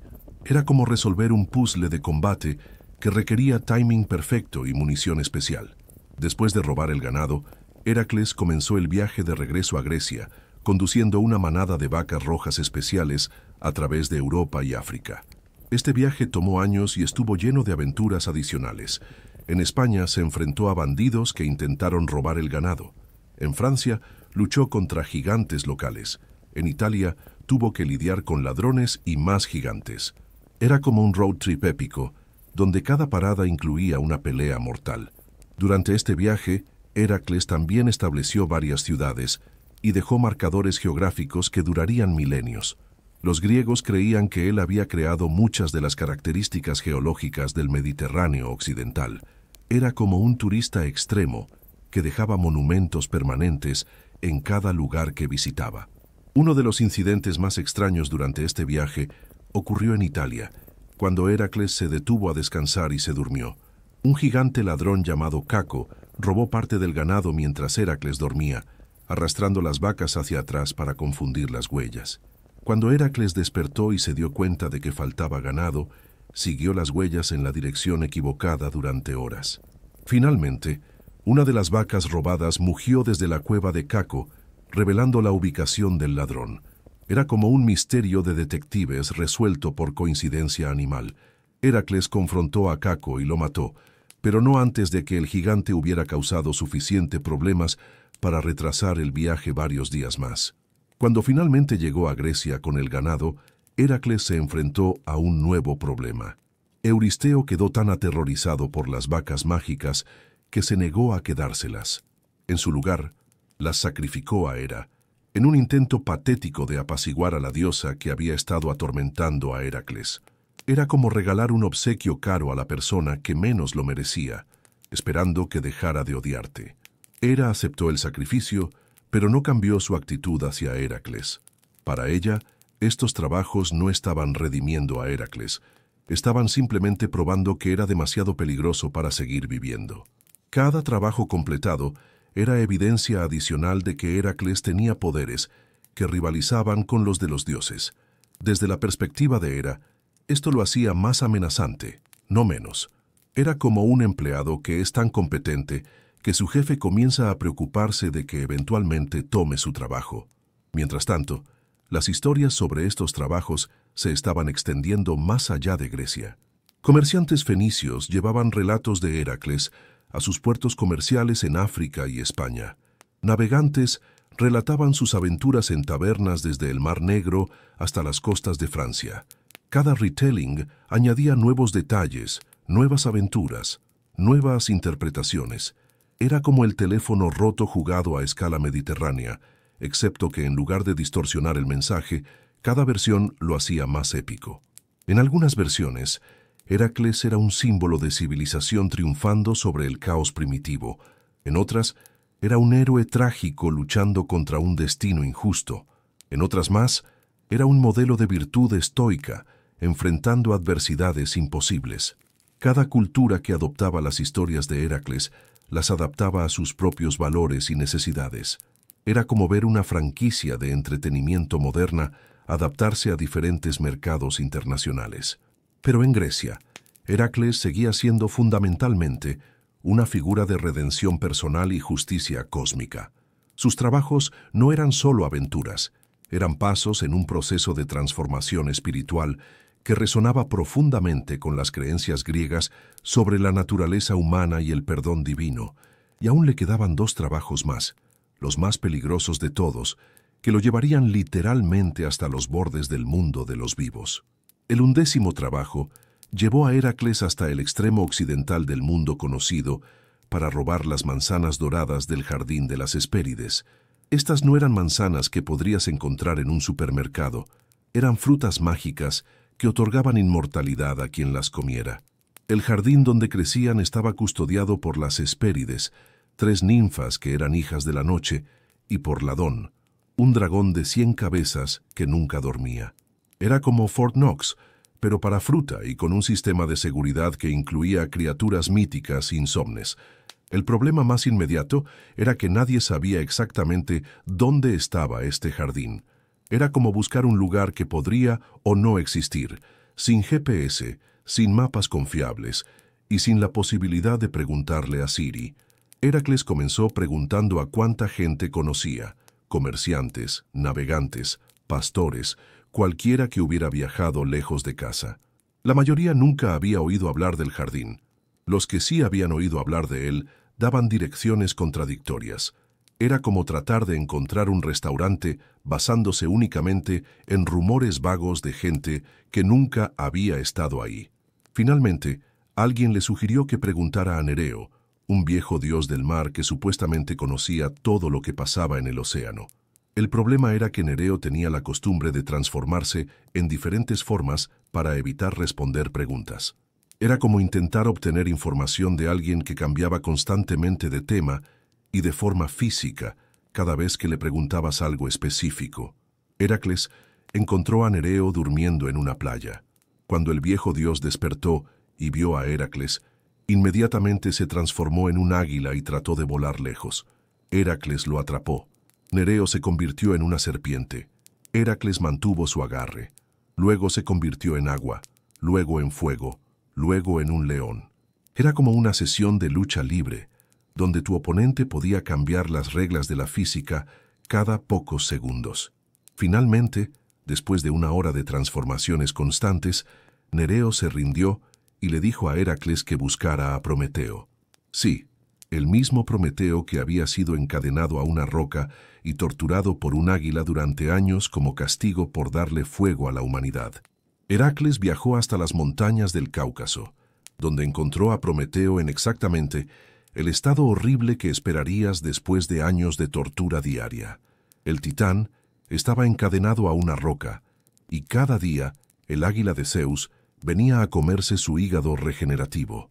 Era como encontrar a alguien que había estado en el equivalente mítico de la cárcel de máxima seguridad, excepto que la sentencia era literalmente para toda la eternidad. Cuando el águila llegó para su festín diario, Heracles la derribó con una flecha. Luego rompió las cadenas que mantenían a Prometeo prisionero. Era un acto de desobediencia directa contra Zeus, pero Heracles estaba comenzando a desarrollar sus propias ideas sobre justicia y proporcionalidad. Años de tortura diaria parecían un castigo excesivo, incluso para robar fuego divino. Prometeo, agradecido por su liberación, le dijo a Heracles que no intentara robar las manzanas él mismo. En su lugar, debería convencer a Atlas, el titán que sostenía el cielo, para que las robara por él. Atlas era hermano de Prometeo, y también había sido castigado después de la titanomaquia. Su castigo era sostener el cielo en sus hombros para evitar que se estrellara contra la tierra. Era como estar condenado a mantener el techo del universo en su lugar para siempre. Imagínate tener un trabajo donde literalmente no puedes tomarte ni un descanso de 5 minutos, porque si lo haces, el cielo se cae y todo el mundo muere. Era la definición de presión laboral extrema. Heracles encontró a Atlas en el extremo occidental del mundo, sosteniendo el cielo como había estado haciendo durante décadas. El titán estaba comprensiblemente amargado por su situación. ¿Quieres que haga qué?, preguntó Atlas cuando Heracles explicó su petición. ¿Quieres que abandone mi puesto para robarte unas manzanas? Heracles le explicó que las Hespérides eran hijas de Atlas y que ellas podrían estar dispuestas a darle las manzanas a su padre, mientras que nunca se las darían a un extraño. Además, el dragón ladón podría no atacar a Atlas como atacaría a cualquier otro intruso. Era como pedirle a alguien que use sus conexiones familiares para conseguirte un favor que tú no podrías conseguir por tu cuenta. Atlas consideró la propuesta. La idea de moverse por primera vez en décadas era tentadora. Sus músculos estaban permanentemente tensos, su espalda dolía constantemente y nunca había podido ver el mundo que estaba sosteniendo. «Está bien», dijo finalmente, «pero tú tendrás que sostener el cielo mientras yo voy». Heracles acordó. ¿Qué tan difícil podría ser? La respuesta era increíblemente difícil. El momento en que Atlas transfirió el peso del cielo a los hombros de Heracles, el héroe se dio cuenta de que había subestimado masivamente la tarea. No era solo pesado, era como sostener todo el peso de la gravedad, la presión atmosférica y la fuerza que mantenía las estrellas en su lugar. Imagínate que alguien pusiera todo el peso del Internet en tus hombros, pero físicamente, y que si lo soltaras, toda la civilización se desplomaría. Atlas se estiró por primera vez en décadas, haciendo crujir articulaciones que habían estado inmóviles durante tanto tiempo que sonaban como árboles cayendo. Luego se dirigió hacia el jardín de las Hespérides. Mientras Atlas se iba, Heracles se quedó sosteniendo el cielo y tratando de no colapsar bajo el peso. Sus piernas temblaban, su espalda se curvaba, el sudor goteaba de su frente en ríos. Era como hacer el ejercicio más difícil del mundo, excepto que no podías parar para descansar, y si fallabas, el apocalipsis era inmediato. Después de lo que se sintieron como horas, pero probablemente fueron solo minutos, Atlas regresó con 3 manzanas doradas. Las hijas habían estado felices de verlo después de tanto tiempo y habían accedido a darle las manzanas para ayudar al héroe que había liberado a su tío Prometeo. Pero entonces Atlas tuvo una idea. «¿Sabes qué?», dijo mirando las manzanas en sus manos. «He decidido que voy a llevar estas manzanas a Euristeo yo mismo. Tú puedes quedarte aquí sosteniendo el cielo». Era como pedirle a alguien que te cuide la casa mientras sales de vacaciones y luego decidir que nunca vas a regresar. Heracles se dio cuenta de que había sido estafado. Atlas había encontrado una manera de liberarse permanentemente de su castigo y no tenía intención de regresar. Pero Heracles era más astuto de lo que Atlas había calculado. «Está bien», dijo Heracles calmadamente, «pero antes de que te vayas, ¿podrías sostener el cielo por un momento? Necesito ajustar mi capa para que sea más cómodo llevar este peso por la eternidad». Atlas, sintiendo una mezcla de culpa y superioridad, accedió a sostener el cielo solo por un momento, mientras Heracles se ajustaba. El momento en que Atlas tomó el peso del cielo de vuelta, Heracles agarró las manzanas y se fue corriendo. Era el equivalente mítico de «¿puedes sostener esto por un segundo?», seguido por una fuga inmediata. Atlas se quedó ahí sosteniendo el cielo, dándose cuenta de que había sido superado en astucia por alguien que había aparentado ser menos inteligente. Era como ser estafado por alguien que finge ser turista. Heracles llevó las manzanas a Euristeo, quien inmediatamente se aterró al darse cuenta de que ahora poseía frutas mágicas de inmortalidad. No quería la responsabilidad de tener objetos tan poderosos, así que se las devolvió a Heracles. Heracles, mostrando una sabiduría poco característica, se las dio a Atenea, quien las devolvió al jardín de las Hespérides. Era como devolver un artefacto poderoso a un museo después de tomarlo prestado para una misión. El 12º y último trabajo fue el más peligroso de todos: capturar a Cerbero, el perro de 3 cabezas que custodiaba la entrada al mundo subterráneo. Este no era un perro que podría sobornar con un hueso. Cerbero era del tamaño de un elefante, Tenía 3 cabezas que podían atacar en direcciones diferentes simultáneamente, y su mordida era venenosa. Además, tenía una cola que era en realidad una serpiente viva. Era como enfrentar a 3 pitbulls rabiosos que habían sido fusionados en un solo animal del tamaño de un tanque, con accesorios de serpiente. Pero el verdadero desafío no era luchar contra Cerbero, era llegar hasta él. Para hacer eso, Heracles tendría que viajar al mundo subterráneo, el reino de los muertos, donde ningún mortal vivo tenía permitido ir. Era como intentar entrar a un club extremadamente exclusivo, donde la única manera de calificar para membresía era estar muerto. Heracles se dirigió a Eleusis, donde se sometió a los misterios eleusinos, rituales secretos que supuestamente preparaban a las personas para la muerte y el más allá.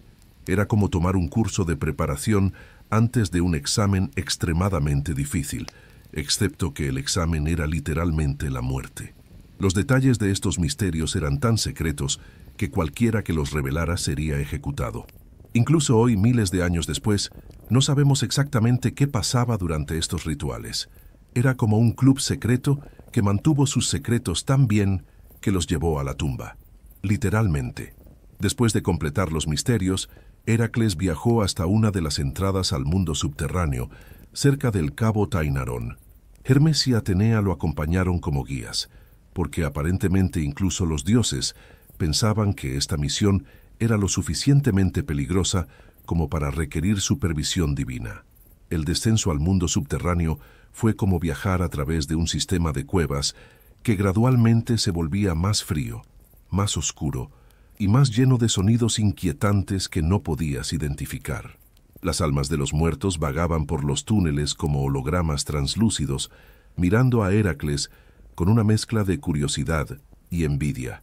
Era la primera vez que habían visto a alguien vivo en su reino. Era como ser el único turista en un país donde el turismo estaba prohibido. Cuando Heracles llegó al río Estigia, Caronte, el barquero, inicialmente se negó a transportarlo. Su trabajo era llevar almas muertas, no héroes vivos que obviamente no pertenecían ahí. Heracles lo convenció con una combinación de intimidación física y argumentos lógicos sobre la naturaleza de su misión divina. Era como convencer a un conductor de taxi de que te lleve a un lugar donde técnicamente no tiene permitido ir.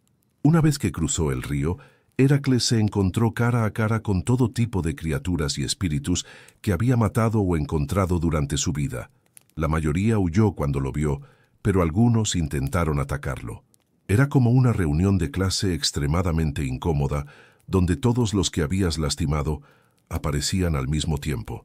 Finalmente, Heracles llegó al palacio de Hades y se presentó ante el dios del mundo subterráneo y su esposa Perséfone. Era como pedirle una audiencia al CEO de la muerte. Hades escuchó la petición de Heracles con sorprendente calma. Después de considerar la situación, dio su permiso para que Heracles intentara capturar a Cerbero, con una condición: no podía usar armas.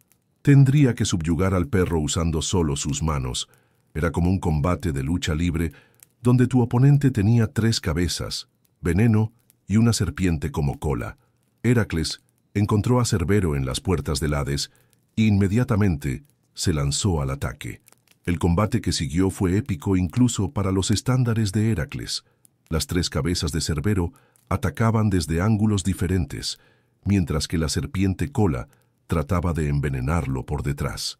Heracles tuvo que usar toda su fuerza y agilidad para evitar ser mordido, mientras aplicaba un abrazo de oso que gradualmente agotó la resistencia del monstruo. Era como luchar contra un jefe final de videojuego que tenía múltiples fases de ataque y patrones de movimiento complejos. Finalmente, Cerbero se sometió. Heracles lo cargó en sus hombros y comenzó el viaje de regreso al mundo de los vivos. Cuando emergió del mundo subterráneo con Cerbero, causó pánico inmediato en toda la región. La gente había visto a Heracles luchar contra todo tipo de monstruos, pero nunca habían visto al guardián literal del infierno caminando por sus pueblos. Era como si alguien hubiera traído un Tyrannosaurus Rex a tu barrio y hubiera dicho: no se preocupen, está domesticado. Euristeo, cuando vio a Cerbero, se desmayó literalmente. Cuando se despertó, Le suplicó a Heracles que devolviera inmediatamente al perro al mundo subterráneo. Heracles había completado los 12 trabajos. Después de años de tareas imposibles, sufrimiento constante y pérdida personal, finalmente había cumplido con su penitencia. Pero su liberación de la servidumbre no significaba que sus problemas habían terminado. Era libre de Euristeo, pero no era libre de su naturaleza, de sus enemigos o de su destino. Y mientras Heracles se preparaba para la siguiente fase de su vida, las historias de sus trabajos ya estaban tomando vida propia, extendiéndose por todo el mundo mediterráneo y evolucionando con cada narración. En Egipto, los sacerdotes comenzaron a identificar a Heracles con su dios Khonsu. Los fenicios lo compararon con Melkart. En todos lados donde llegaban las historias, la gente encontraba maneras de conectar a Heracles con sus propias tradiciones heroicas. Era como ver una franquicia de entretenimiento expandirse globalmente, pero cada cultura añadía sus propios elementos únicos. Pero también había algo más sucediendo. Las historias de Heracles estaban comenzando a influir en cómo la gente pensaba sobre conceptos fundamentales como la justicia, la redención y la relación entre mortales y dioses. Los filósofos empezaron a usar a Heracles como ejemplo en sus argumentos sobre ética y virtud. Los artistas lo representaron no solo como un guerrero fuerte, sino como un símbolo de la lucha humana contra la adversidad. Y en los templos, los sacerdotes comenzaron a contar las historias de Heracles como parábolas sobre el perdón divino y la posibilidad de redención, incluso después de los errores más terribles. Heracles había completado sus trabajos, pero su historia estaba apenas comenzando a cambiar el mundo. Después de completar los 12 trabajos, Heracles pensó que finalmente había encontrado la paz. Se casó con Deyanira, una princesa que lo amaba genuinamente y que conocía toda su historia trágica. Era como encontrar a alguien que te acepta completamente después de leer toda tu historia criminal y tus reseñas terribles en Internet. Por un tiempo, vivieron felices. Heracles había aprendido a controlar su fuerza. Deyanira entendía sus luchas internas y parecía que finalmente había escapado del ciclo de tragedia que había dominado su vida. Pero la felicidad de Heracles estaba destinada a ser temporal. Durante un viaje, llegaron al río Eveno, donde un centauro llamado Neso se ofreció a llevar a Deyanira al otro lado mientras Heracles nadaba. Neso tenía otros planes. Una vez que llegó al otro lado con Deyanira, intentó atacarla. Era como un conductor de Uber que decide convertir un viaje normal en un secuestro. Heracles, que había estado observando desde el otro lado del río, inmediatamente disparó una de sus flechas envenenadas con sangre de hidra. La flecha atravesó el pecho de Neso, matándolo instantáneamente, pero mientras moría, Neso le susurró algo a Deyanira. Le dijo que su sangre tenía propiedades mágicas que podrían actuar como un filtro de amor si alguna vez Heracles perdía interés en ella. Todo lo que tenía que hacer era empapar una prenda con su sangre y hacer que Heracles la usara. Era el último acto de venganza de un moribundo, diseñado para activarse años más tarde como una bomba de tiempo emocional. Deyanira, sin saber que estaba siendo manipulada, recogió un poco de la sangre de Neso y la guardó secretamente. Era como guardar una píldora que crees que es medicina, pero en realidad es veneno. Años después, Heracles se enamoró de una joven llamada Iole. No era una aventura casual como las que había tenido su padre Zeus. Heracles estaba genuinamente obsesionado con esta mujer, al punto de considerar divorciarse de Deyanira. Era como una crisis de mediana edad llevada al extremo mítico. Deyanira, desesperada y celosa, recordó las palabras de Neso. Empapó una túnica hermosa con la sangre del centauro y se la envió a Heracles como regalo, esperando que lo hiciera amarla de nuevo. El momento en que Heracles se puso la túnica, se dio cuenta de que había cometido un error terrible. La prenda se adhirió a su piel y comenzó a quemarlo con un dolor que era peor que cualquier cosa que había experimentado, incluso durante sus trabajos más peligrosos. La sangre de Neso, mezclada con el veneno de la hidra de las flechas de Heracles, había creado un ácido mágico que literalmente lo estaba quemando vivo desde afuera hacia adentro. Imagínate ponerte una camisa que inmediatamente se convierte en ácido pegado a tu piel, excepto que no puedes quitártela porque se ha fusionado con tu cuerpo. Heracles trató de arrancarse la túnica, pero cada tirón arrancaba piezas de su propia carne. El dolor era tan intenso que incluso su fuerza sobrehumana no podía ayudarlo. Era como ser torturado por tu propia ropa. Dándose cuenta de que no podía vivir con este sufrimiento constante, Heracles construyó una pira funeraria gigante en el monte Eta. Era como decidir que la única manera de detener el dolor era terminar con todo de una vez. Antes de encender la pira, Heracles le dio su arco y sus flechas envenenadas a Filoctetes, un joven héroe que había estado dispuesto a ayudarlo a encender el fuego. Era como dejar tu herencia a la única persona que estuvo dispuesta a ayudarte cuando lo necesitabas desesperadamente. Heracles se acostó en la pira y pidió que la encendieran, pero justo cuando las llamas comenzaron a consumir su cuerpo mortal, algo extraordinario sucedió. Zeus, que había estado observando todo esto con creciente remordimiento, finalmente intervino. Envió un rayo que consumió instantáneamente la parte mortal de Heracles, pero preservó su esencia divina. Era como una cirugía cósmica que separaba lo humano de lo divino en una persona que había sido mitad y mitad toda su vida. Heracles ascendió al monte Olimpo, donde fue recibido como un dios completo. Zeus lo adoptó oficialmente como hijo legítimo, y más sorprendentemente, Hera finalmente hizo las paces con él. Era como una familia disfuncional que finalmente va a terapia y resuelve décadas de problemas después de que alguien casi muere. Hera le dio a Heracles su hija Hebe, la diosa de la juventud, como esposa. Era como recibir no solo perdón, sino también bienvenida completa a la familia que había tratado de destruirte durante toda tu vida mortal. En el Olimpo, Heracles se convirtió en el dios de la fuerza, la resistencia y la protección de los héroes. Los mortales comenzaron a orar a él antes de empresas peligrosas, esperando que su experiencia en superar desafíos imposibles los ayudara en sus propias luchas. Era como tener un santo patrón especializado en situaciones imposibles, pero la historia de Heracles no terminó con su apoteosis. En todo caso, fue cuando realmente comenzó a tomar vida propia. En Roma, adoptaron a Heracles como Hércules y lo convirtieron en un símbolo de virtud cívica y militar. Los soldados romanos llevaban amuletos de Hércules, creyendo que les daría fuerza en la batalla. Los emperadores se comparaban a sí mismos con Hércules, usando su historia como metáfora para sus propias luchas contra enemigos políticos. Era como políticos modernos que se comparan con figuras históricas heroicas para ganar votos.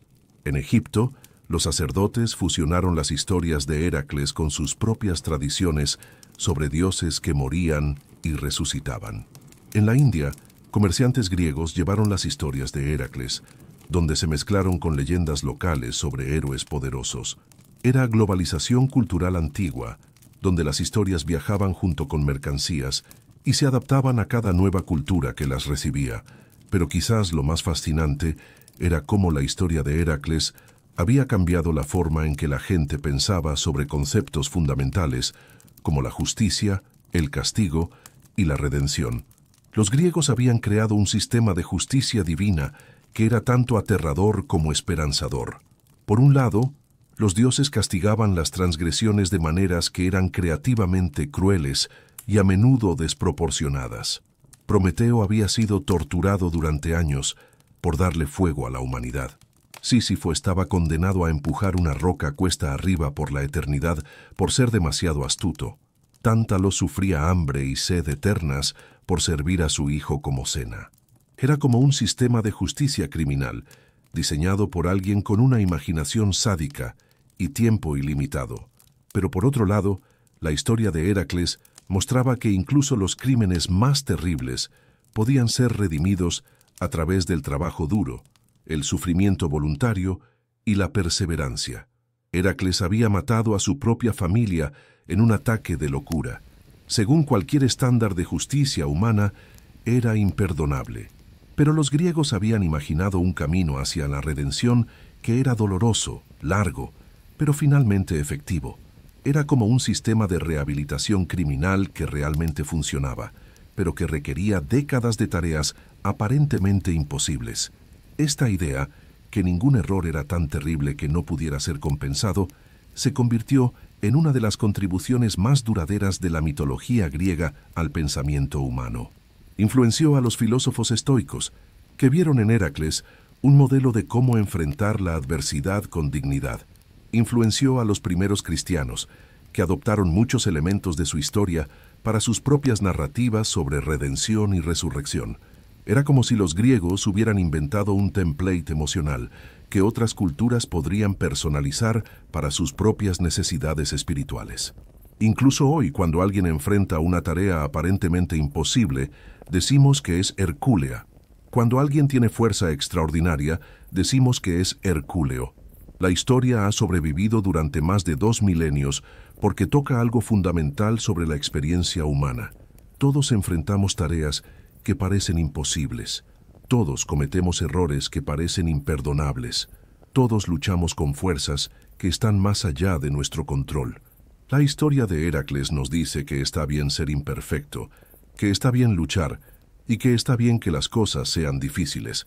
Lo que importa es continuar, una tarea imposible a la vez. Es una historia sobre encontrar fuerza en la debilidad, esperanza en la desesperación y redención en el trabajo duro. Es una historia sobre convertir el sufrimiento en propósito y la tragedia en triunfo. Y quizás esa es la razón por la cual estas historias antiguas siguen siendo contadas. No porque sean fantasías escapistas sobre dioses y monstruos, sino porque son profundamente humanas. Los griegos entendían que la vida era difícil, que los dioses eran caprichosos y que la justicia era complicada. Pero también entendían que había belleza en la lucha, dignidad en la perseverancia y poder en la capacidad humana de transformar el sufrimiento en algo significativo. Tú, acostado ahí tratando de conciliar el sueño, tienes más en común con Heracles de lo que podrías pensar. Tal vez no estás luchando contra monstruos de múltiples cabezas, pero probablemente estás lidiando con desafíos que se sienten imposibles. Tal vez no tienes que limpiar establos llenos de estiércol de 30 años, pero probablemente tienes que lidiar con problemas que se han acumulado durante mucho tiempo y parecen abrumadores. Tal vez no tienes que capturar bestias mágicas, pero probablemente tienes que enfrentar miedos que parecen más grandes y más poderosos que tú. La diferencia es que Heracles tenía fuerza sobrehumana, y tú tienes algo incluso mejor.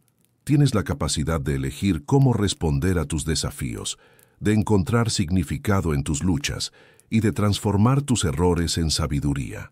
Los griegos nos dieron estas historias no solo para entretenernos, sino para recordarnos que somos más fuertes de lo que pensamos, más resilientes de lo que sabemos y más capaces de cambio y crecimiento de lo que a veces creemos. Así que mientras te quedas dormido esta noche, puedes llevarte esta idea contigo, que cada día es una oportunidad para ser heroico en pequeñas formas, que cada desafío es una oportunidad para crecer y que cada error es una oportunidad para comenzar de nuevo. Y si eso no te ayuda a dormir, al menos sabes que hay historias que han estado consolando a la gente durante miles de años. Historias que nos recuerdan que todos estamos en el mismo viaje difícil y hermoso de ser humanos.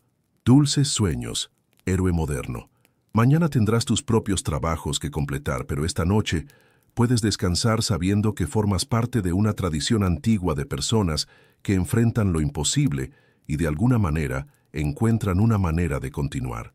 Y quién sabe, tal vez en tus sueños te encuentres con Heracles, compartiendo historias sobre lo difícil que puede ser la vida y riéndose sobre el hecho de que después de todo este tiempo, los humanos siguen siendo exactamente tan complicados, valientes y maravillosamente tercos como siempre han sido.